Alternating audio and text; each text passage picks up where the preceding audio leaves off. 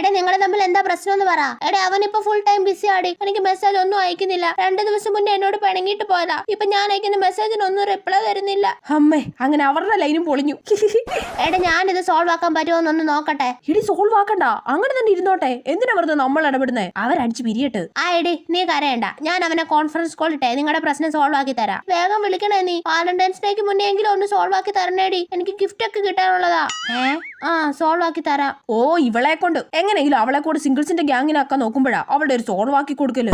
നീ ഒന്നും പറയണ്ട. നിന്നോട് ഞാൻ ഫ്രണ്ട്സിന്റെ കൂടെ പോകണ്ടെന്ന് പറഞ്ഞിട്ട് നീ പോയില്ലേ? എടേ അമൃതേ, നീ ഇത് കേട്ടോടി. ഇവനാരാ എന്നോട് പോകണ്ടെന്നൊക്കെ പറയാൻ? ഞാൻ വെക്കോ. ഇനി ആരും എന്നെ സോൾവ് ആക്കാൻ വിളിക്കണ്ട, പറഞ്ഞേക്കാം. Well done my boy. എടാ ഞാനൊന്ന് പറയട്ടെ. രണ്ടും കൂടി അടിച്ച് പിരിയട്ട്.